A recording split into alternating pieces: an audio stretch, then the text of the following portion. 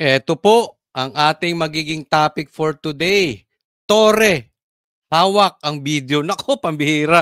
Si Tore yata may hawak na video at may hawak na USB. O, pag-usapan natin mamaya yan. Pangalawa, meron pang isusunod kay Tore na mataas ang posisyon. Ayan po ang magiging topic natin. Pero bago po tayo magsimula, ipapaalala ko lang po, wag pong kalimutan i-like tong video na ito ha. Pagkakita nyo pa lang, like nyo po agad ang video na ito, itong vlog na ito. And sana po, doon sa mga hindi ko pa po subscriber, yan, subscribe naman po kayo dito, konting lambing dito sa channel ni Coach Oli News PH. Tayo po ay magbabalik muli. Napahinga tayo nung during the weekend. So, ginagawa natin, pahinga tayo ng weekend. So, and at the same time, meron ding activity na ginanap ang Banateros. So, pero ngayon, sige, balik na po tayo. Hindi na po natin pagtatagalin. Dediretso na po tayo agad-agad sa balita dahil kay Coach Oli, bida ang balita. Eto, pag-usapan natin. Nagdidiwang ba kayo, mga kababayan? Taas naman ang kamay dyan, no? Yung mga natutuwa, mga nagdidiwang dahil unti-unti na pong sumasagot ang ating pangulo. Ay, inyong pangulo lang pala. Sa katarantaduhang nangyayari sa bansang Pilipinas. Oh, taas ang kamay, nagdidiwang dito. Eto, matindi po. Sinibak si Tore. Buti nga sa'yo. Hindi. Alam nyo naman eh. Ang buhay talaga, pag ikaw ay nabubuhay sa baril ka rin mamamatay. Di ba? Pero simulan natin. Si Tore, di umano, may hawak na video. Pag-uusapan po natin.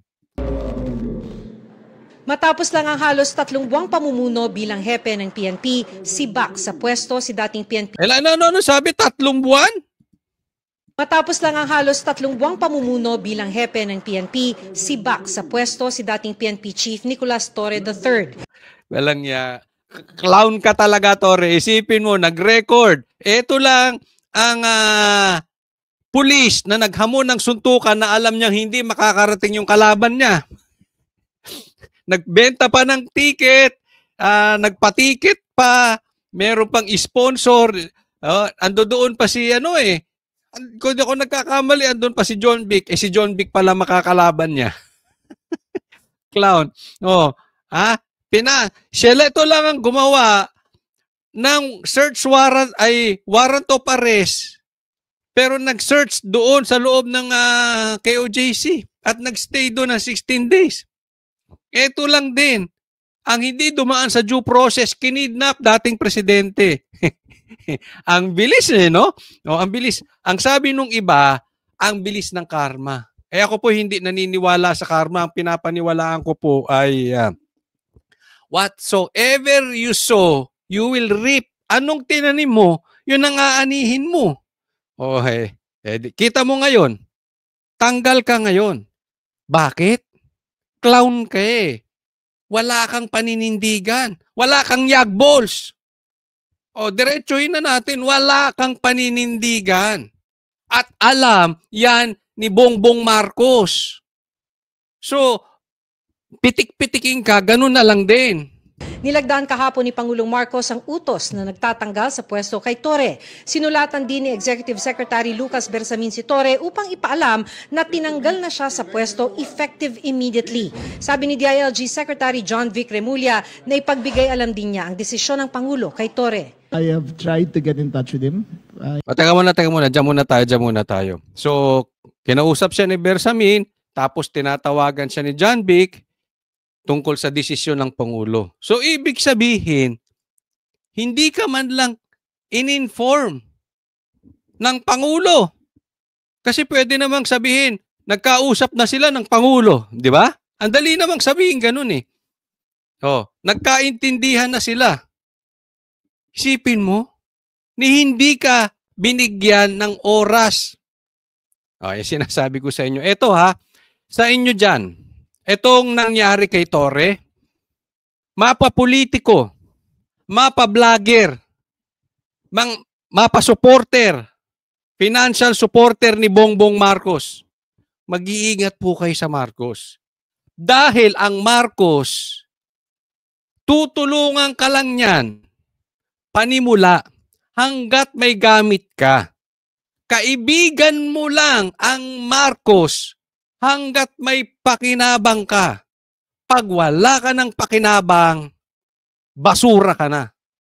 Tae ka, ebak. Pasensya na po sa kumakain, pero wala akong maapiling salita na didikit kung ano ang turing ng Marcos sa isang tao pag wala ng pakinabang.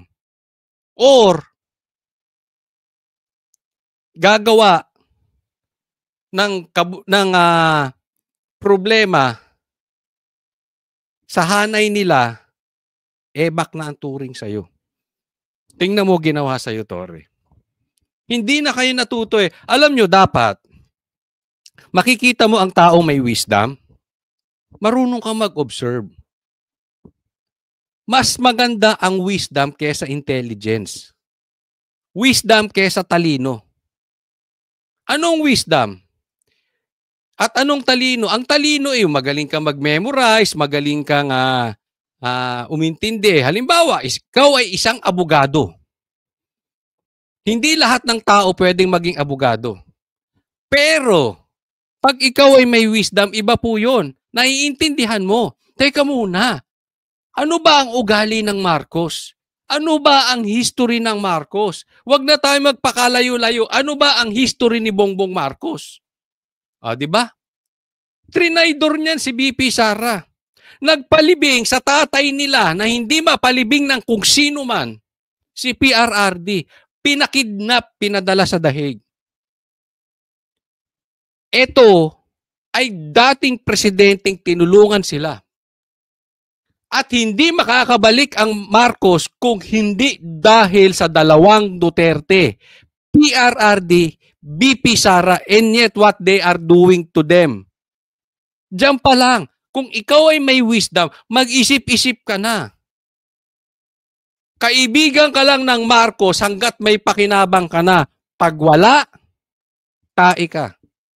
Kaya kayo sa tingin ninyo, nakatungtong kayo sa kalabaw?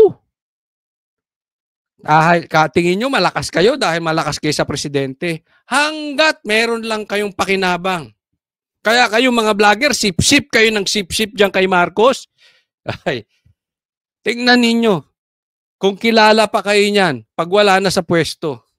Tingnan nyo na lang yung mga vloggers nila before eh. Kaya sumasama sa Duterte ngayon, wag na tayong maglokohan.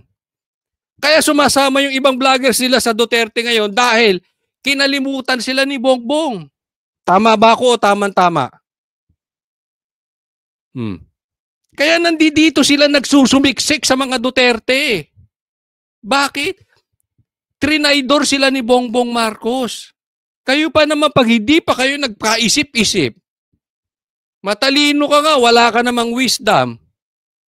Kasi in denial kayo. I made 5 phone calls last night. I think he was in a dinner, but he was duly informed, properly informed of the decision of the president. Ayun. Sa madaling salita, okay, sabi, nagkausap na ba kayo ni Torre? Tinawagan daw niya si Torre 5 beses. Pero nasa dinner ata. Pero na-inform naman siya ng maayos. So sa madaling salita, ginusting ka. Hindi. Di ba? Tatanggalin nyo ako, kakausapin pa kita, plastic? Makikipagplastikan ka lang sa akin, John Vic? Di ba? I-inform mo lang ako ng ganyan-ganyan. Pero may girian na yan. Nagsimula yan kay Nartates ba yun? Nagka-problema na sila. Ang Pangulo na weak, katulad ni Bongbong Marcos, tatandaan nyo to. Kaya weak yan eh. Kasi ang leader, pag ang ilalim nag-away, diyan mo makikita ang totoong leader. Paano niya susolusyonan? Pero, pag ang weak leader nag-away ang ilalim, ang solusyon niya lang, tanggalin yung mas walang pakinabang. Yung may hawak ng ebidensya. Hindi pwede tanggalin. Magdedelikado. Oh. Gets nyo? Pero mamaya pag-uusapan natin, Torre, yung video. Decision of the President. Isa sa binanggit na dahilan ni Remulla sa pagkakasibak kay Torre, ang girian sa pagitan ni Torre at ng National Police Commission o NAPOLCOM. Ngayong buwan lang ay binalasa ni Torre ang ilang matataas na opisyal ng PNP. Kabilang na riyan ang dating Deputy Chief for Administration na si Police Lieutenant General Jose Nartates Jr., ang ikalawang pinakamataas na opisyal ng PNP. Ito rin kasi, may diferensya rin kasi. May diferensya rin talaga si Torre. Mahilig niyang guluhin. Pero alam nyo, style yan. Ito hindi lang kay Torre. Ito'y pangkalahatan. Mag-iingat po kayo sa galaw ng demonyo.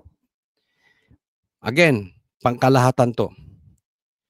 Pag kayo ay umaangat sa buhay, whether in power or whether in wealth,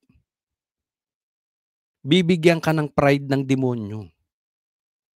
Bibigyan ka niya ng fake power, fake pride. Sige, ganyan. Tanggalin mo yan. Tanggalin mo yan, palitan mo yan. Mas malakas ka dyan. Ang lakas-lakas mo kay Bongbong Marcos. Example lang yan, example. Hindi lang po ito sa sitwasyon ngayon. Pangkalahatan po yan. Kaya be very, very careful. Pag inaangat ka, at lalong-lalo na kung sa tingin mo may mali kang ginagawa at inaangat ka pa rin ng sitwasyon, baka hindi galing yan sa Diyos. At pag inangat ka financially or in power, kakainin ka ng sistema. Ito pong nangyari kay Torre. Kinain ng sistema. Akala niya makapangyarihan na siya. Hindi niya alam, dalawang Remulla, dalawang Boeing yung nasa loob. Oh, at hindi mo alam kung anong hawak niyan. Kung paano ang hawak niyan sa liig kay Marcos. Ginulo mo.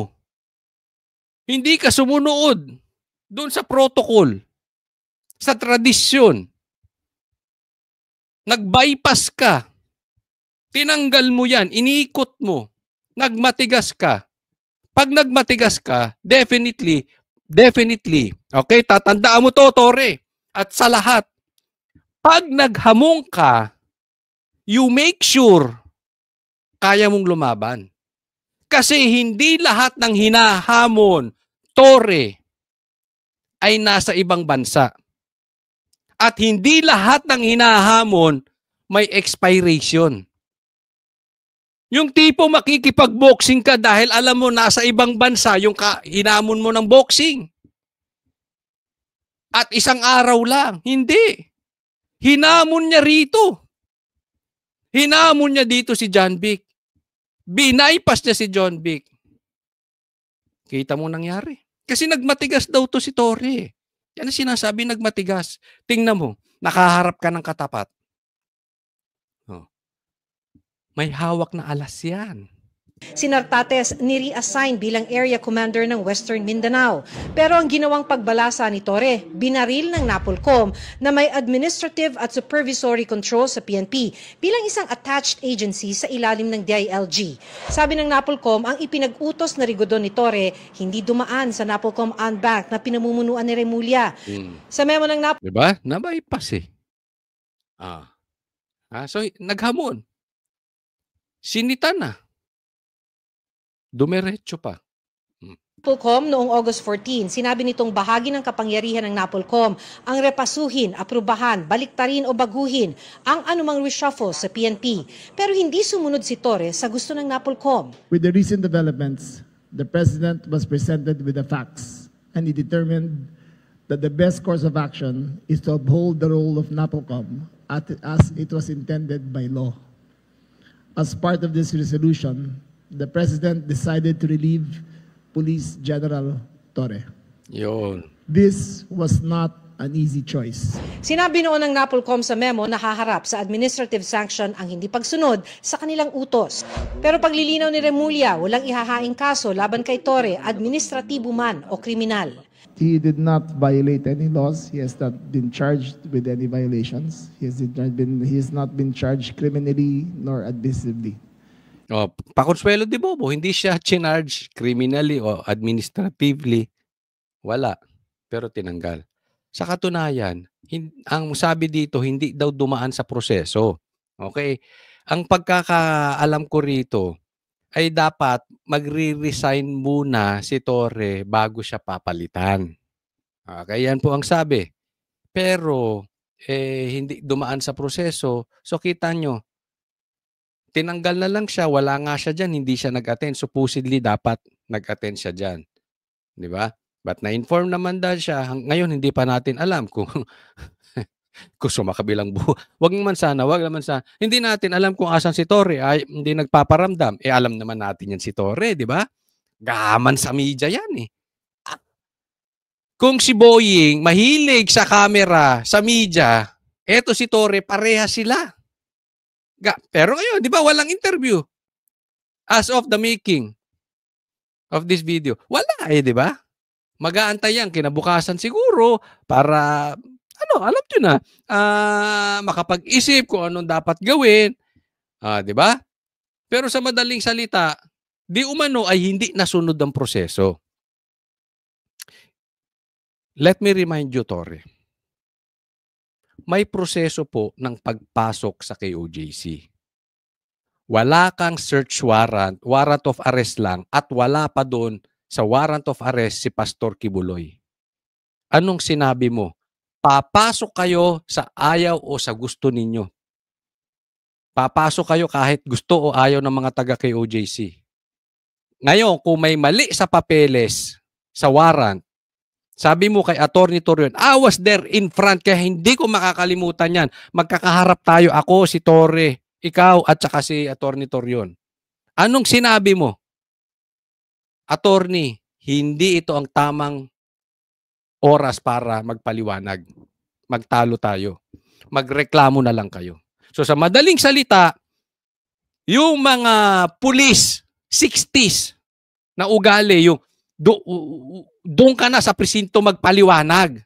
Ganyan ang mga ugaling pulis 60s eh. Doon ka na sa presinto magpaliwanag. Basta kami gagawin namin yung gusto namin gawin.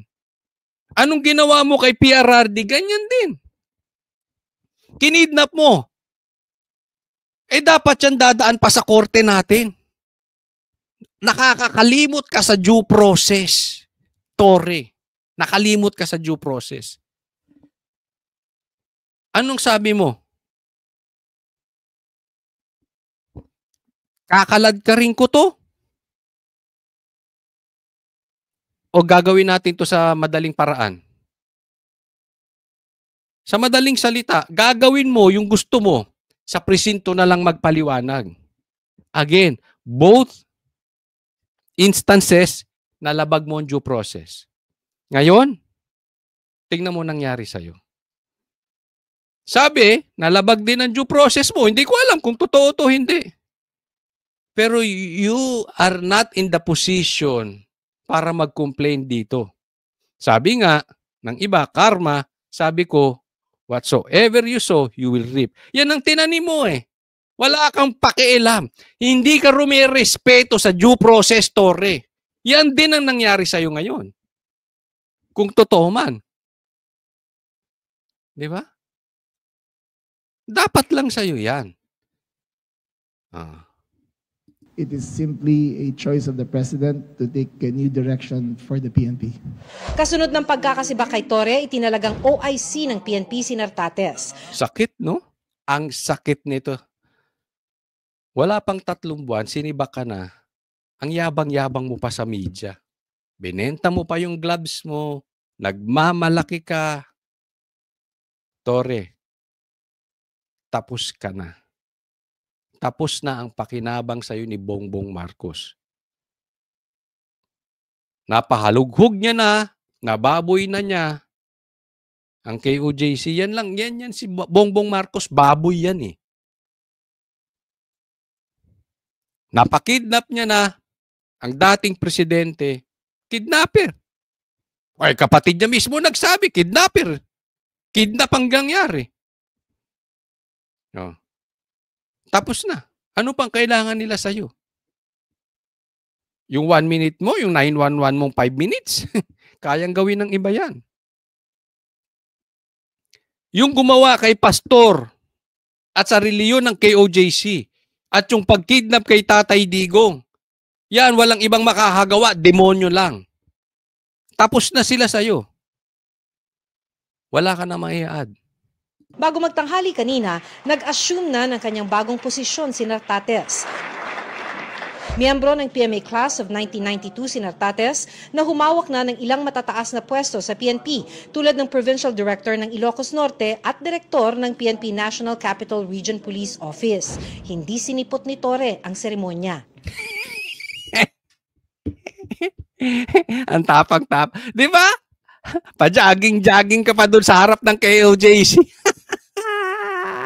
Pag ikaw pa lang nasa alanganin, duwag ka, duwag.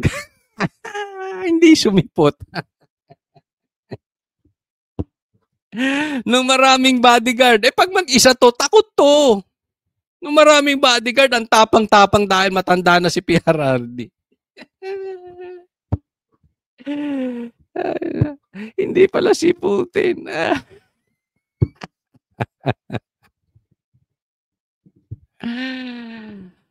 Alam nyo, huwag kayong gagawa, no? Apo, napaka-importante. Ito'y paalala sa lahat. Hindi ito'y kay Torre lang. More than position, more than power, more than wealth, mas importante ang karakter. Kasi yan, pag tinanggal sa'yo ng Diyos ang power at pera, tapos ka na. At mas masakit yan. Mas masakit kasi nakasubo ka na ng pera, nakasubo ka na ng power. And it is written sa buong Biblia, yung mga nang-abuso, it will take only time. Pero ibababa din kayo. Kaya wag po tayong mga abuso. Let's always consider our character. Because our character, mamatay man tayo, hindi yan maaalis sa atin. That's the only thing we can bring to heaven. Posisyon, power, saglit lang yan. Ito, this is a very good example. Yung power niya tumagal lang 3 months. Reality? Hindi. False hope. That's what we call false hope. That is fake. That is fake power. Diba? Oh. Kung naabot mo yun, sabi nga ni Vico Soto, mayaman ka nga, magnanakaw ka naman. Mayaman ka nga, galing naman sa nakaw. Diba? Saglit lang yung babawiin sa'yo yan. Tandaan nyo yan. Tenfold yan. Maaring hindi mawala sa'yo, mauna kang mamatay. Pero yung perang nakuha mo, hindi lang kay Torre to, sa lahat. Posibleng nakuha mo sa maling paraan. Babalik yan sa anak mo. Generations. Diba? Matindi yan. And this is a great example. Let's achieve something the proper way. In a godly way. Huwag yung hindi ka sumunod. Tignan mo. Nangyari sa'yo. To the outgoing and the first Lacan Chief PNP, Police General Nicolas Deloso Torre III. Thank you for steering the PNP for what it is today. Max Consuelo de Bobo. Si Torre naman ay miyembro ng Philippine National Police Academy. Kauna-unahan nga daw itong PNPA eh. Tagapaglunsad class of 1993 at ang kauna-unahang graduate ng PNP na namuno sa pambansang pulisya. Iisa lang ang maaring humawak ng 4-star rank sa PNP, kaya't hanggat hindi nagre-retiro si Torre, 3-star pa rin ang rango ni Nartates at officer in charge ang designation niya. Sa March 11, 2027 pa dapat ang retirement ni Torre. Pag-uusapan daw ito sa susunod na pulong ng NAPOLCOM. Ayan. Ang tanong, tanong ko sa inyo, magre-resign kaya si Torre? Kasi isa lang dapat ang 4-star. At hanggat hindi mag-resign si Torre, OIC pa lang si Nartates. So, sa tingin ninyo, ako medyo iba duda ko rito eh. Alam naman natin to si Torre, medyo makapal talaga ang mukha nito. Ha? Maaaring kinukuha. Si Fajardo na naman ba yun? Asan na kaya si Fajardo? Anyway,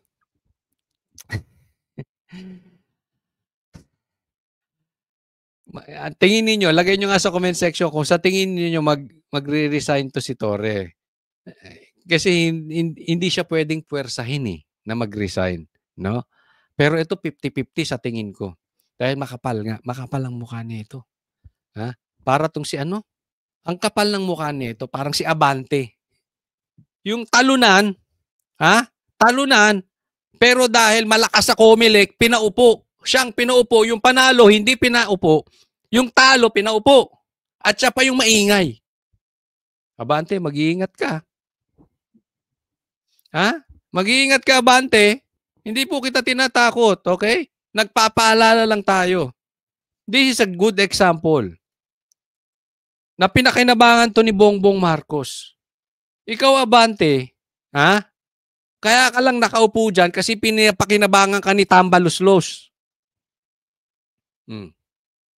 Pinapakinabangan ka kasi maingay ka eh. Talo ka na eh.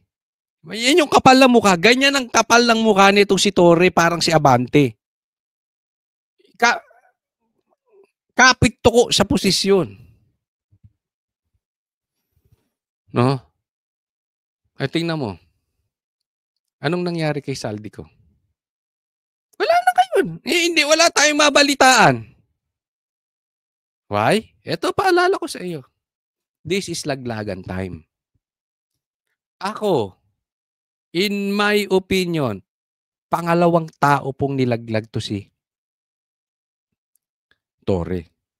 Ang unang nilaglag dito, si Tambaluslos. Diba? Bakit? Madumi na masyado yung flood control eh.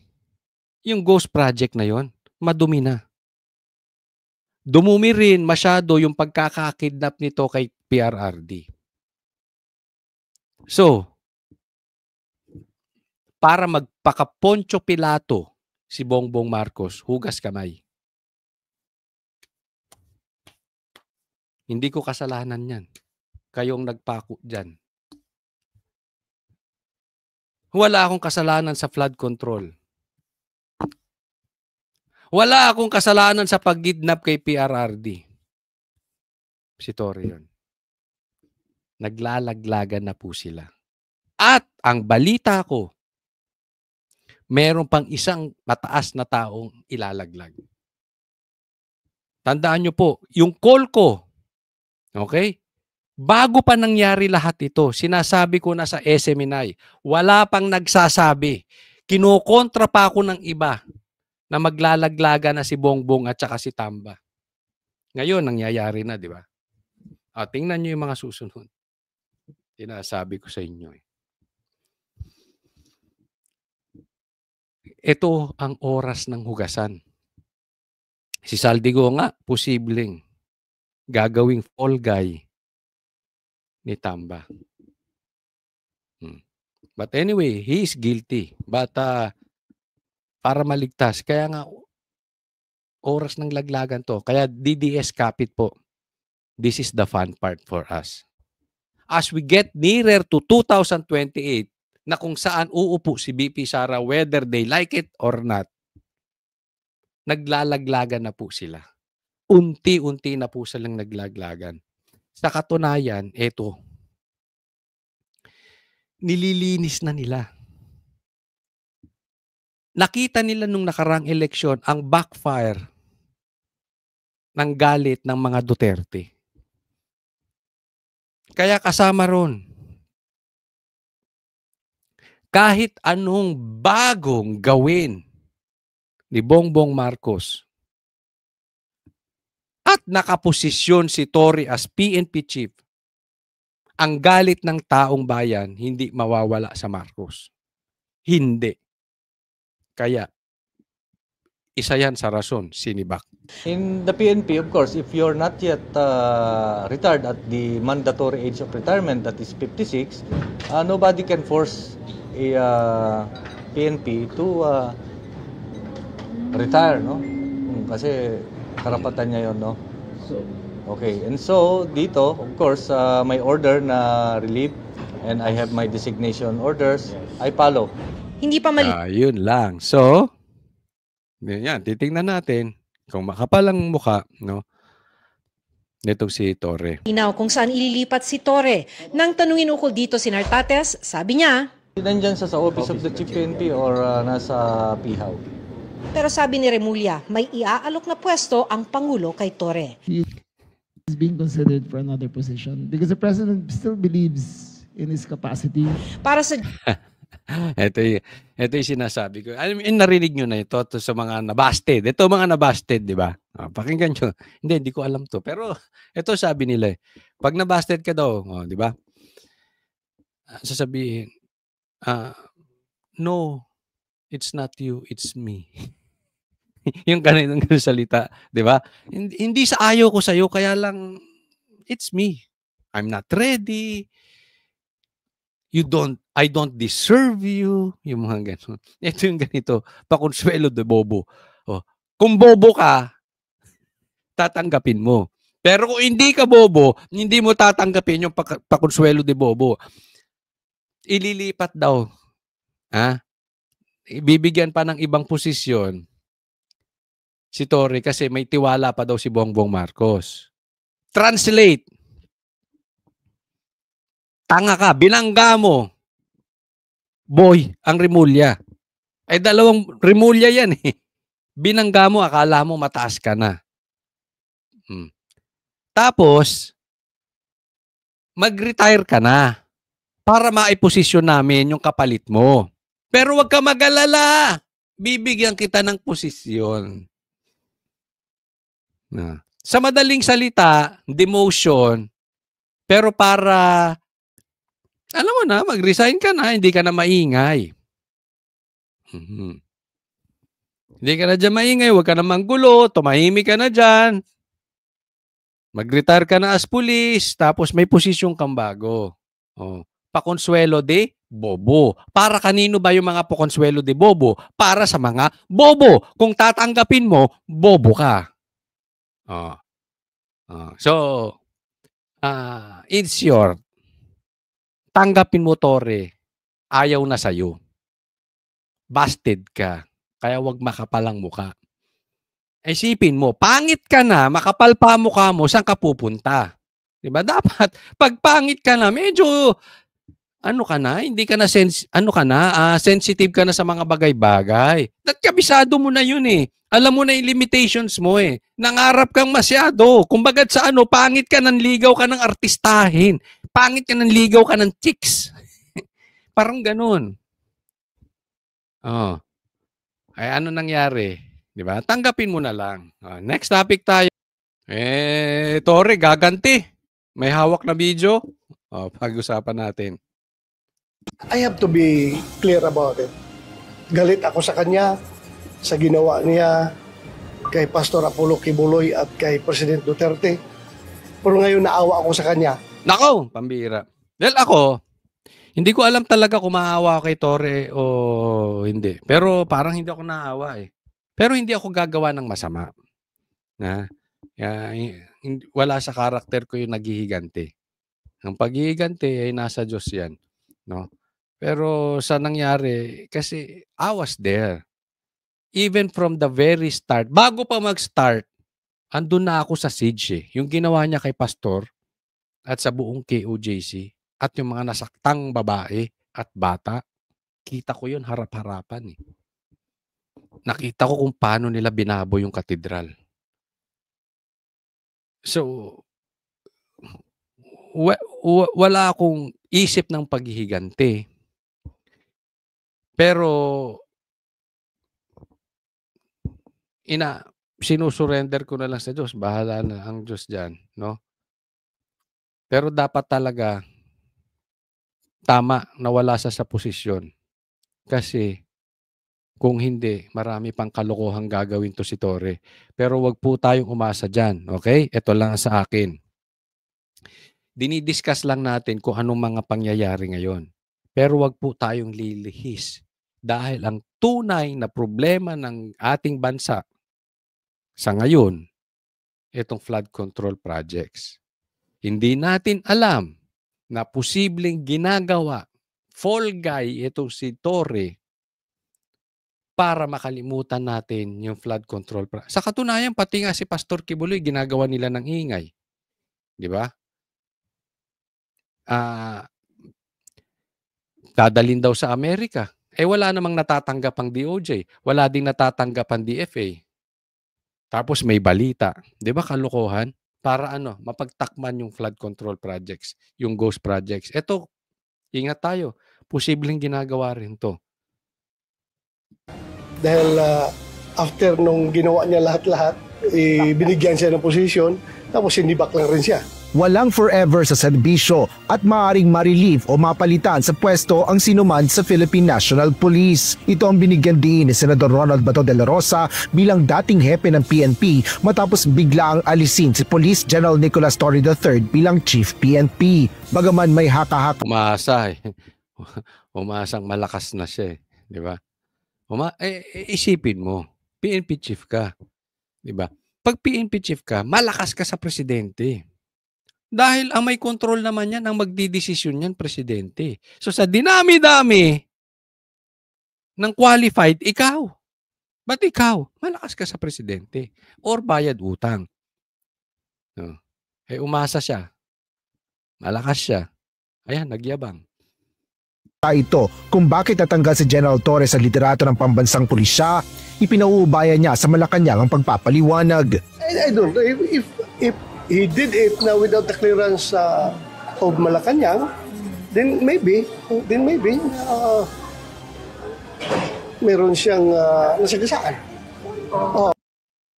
Epal kasi, di ba? Totoo yan, walang clearance sa Malacanang ginawa niya. So nasagasaan niya talaga. At nasagasaan niya dito ang Rimulya. Sila John Vic. Because as I have said during my time, nagkiklear ako sa Malacanang na probinsan, mabilisan ng kailangan aksyonan kaagad. Nag-issue ako ng orders, then later on, I just inform Malacanang. Yun yung emergency, sinasabi ni Bato. Dumidiretso na siya, inform na lang niya Malacanang. Pero yung binalasan niya yung hindi naman emergency yan eh. Pwede naman siya mag-inform sa Malacanang eh. Maaari din naman anyang voluntaryong magbitiw si Torre upang ipaubaya ang 4-star rank sa papalit sa kanya. In this case, is very unique because he still has more than 1 year to go before his mandatory retirement age of 56.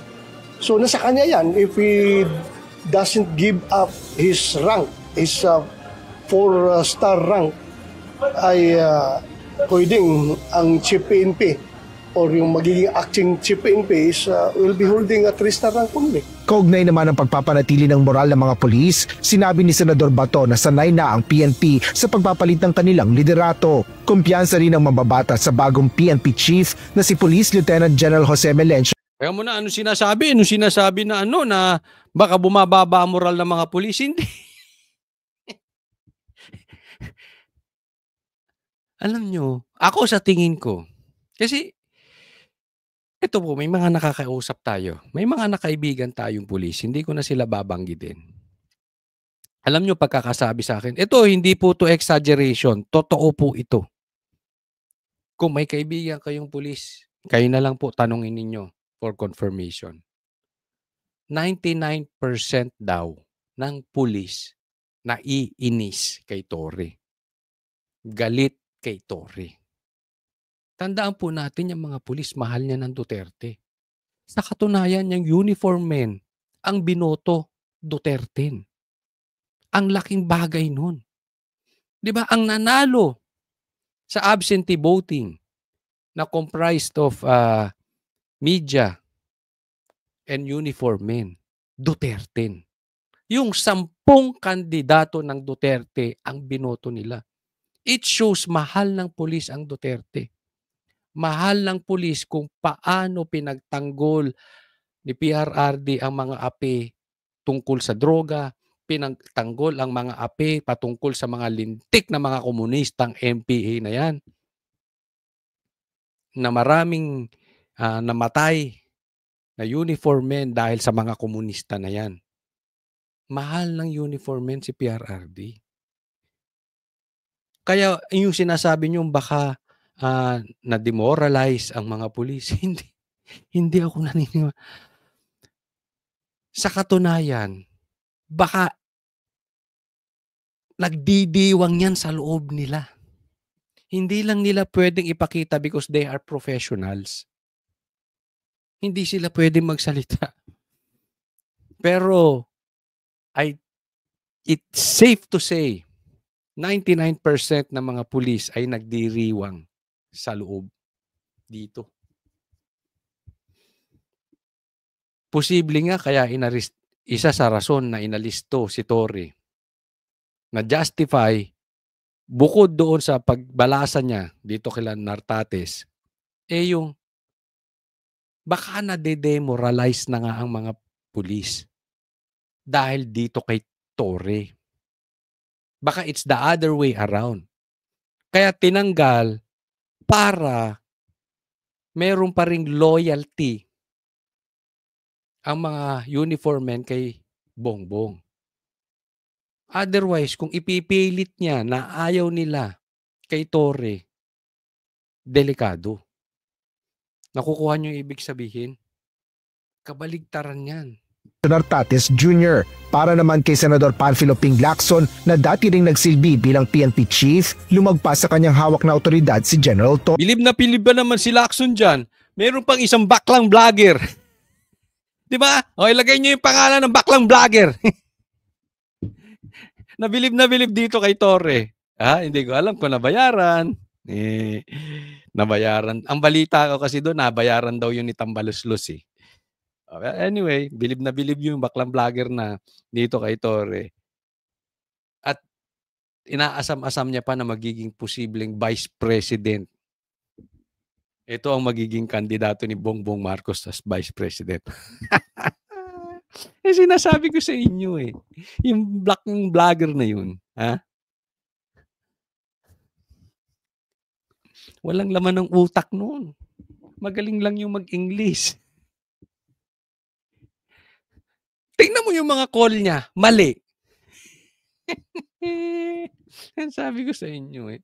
Nako. Torre. Ito ay matapos anyang mag-isang palitan ni Torre ang kanyang second in command sa PNP na si Nartates. Paliwanag ni Senator Lacson, may normal na proseso ang pagtatalaga at pagpapalit sa pwesto ng mga miyembro ng PNP command. Yan. Sabi ni dating PNP chief si Lacson, Senator Lacson, may normal na proseso. Ang problema, hindi nga marunong sumunod sa proseso yan si Torre. Isipin mo, nakalusot siya sa proseso. Hindi niya sinunod yung proseso kay Pastor Kibuloy. Nakalusot siya. Hindi niya sinunod yung proseso kay PRRD, dating presidente. Nakalusot siya. So akala niya, hayahay siya. Lakas ko sa presidente. Lakas ko sa presidente. Hindi niya alam, ang katapat niya, Rimulya. Kasi, ito sasabihin ko sa inyo. Mahirap banggain nila ni Bongbong Marcos ang Rimulya. Posibleng may hawak yan. Ganyan lang sa mundo ngayong hawakan. Lalo ngayong era of videos. Kaya ito, Torre, maraming nagsasabi, ito ay sabi lang you are prone to attack now. Without the president on your side, sangkatutak na galit sa'yo ang mga DDS. Baka kaliwat kanan ang haharapin mong demanda. Kaliwat kanang haharapin mong reklamo. Baka mamaya, even coming from your own camp, hindi sa pulis own camp, yung mga kasamahan mo dati ng mga politiko, baka mamaya, yan pa ang yumari ng karir mo. Or baka mamaya, yan pa ang yumari sa'yo. Baka lang, ha? Kaya nga, if ako sa'yo, alam namin na may hawak kang ebidensya patungkol sa pagkidnap kay PRRD. Alam namin may hawak kang ebidensya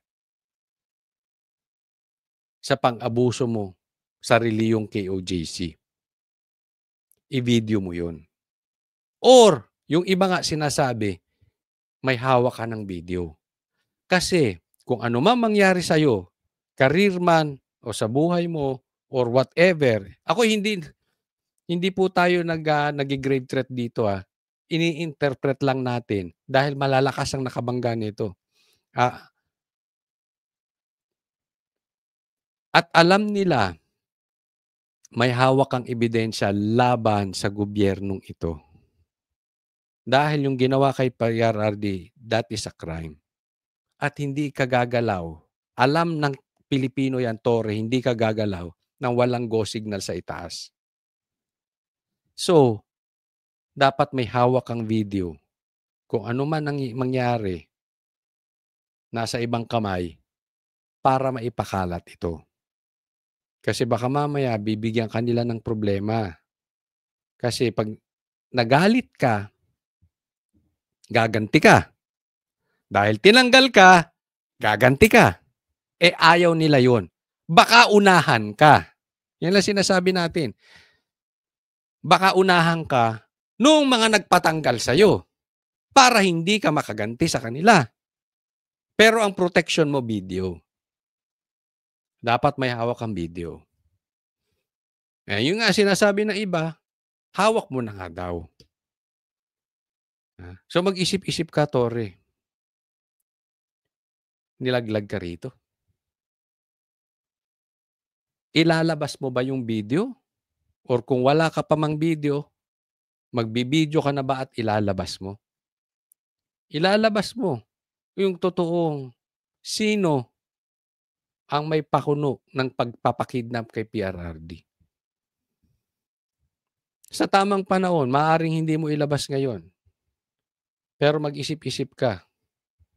Baka it's too late. No? So, kasi this is laglagan time. Siguro, hindi ka naman ganun kabobo. Alam mo, nilaglag ka. Trinaydor ka ng presidente. Anong gagawin mo? Di ba? Ilabas mo yung mga alam mo. Ilabas mo yan. Pwede ka pang magbago, Tore. Makipagtulungan ka para maayos tong bansa. Kung talagang mahal mo ang taong bayan at nagsisilbi ka sa taong bayan, ilabas mo yung mga alam mo. Group, aniya, dapat duman ito sa Pangulo ng Bansa o sa ex-officio chairman ng National Police Commission o NAPOLCOM at ang Secretary of the Interior and Local Government.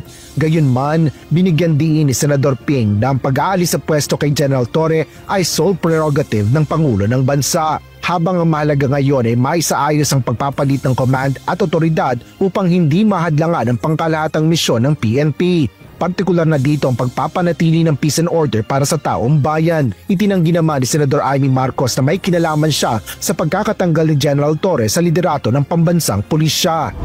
Ang pagkaalam ko na demote si Nartates at yung Papa General na Ilocano, nagdadaing kung bakit daw nangyari yun. Kaya sinita ko siya, sabi ko, hoy, ba't ganun?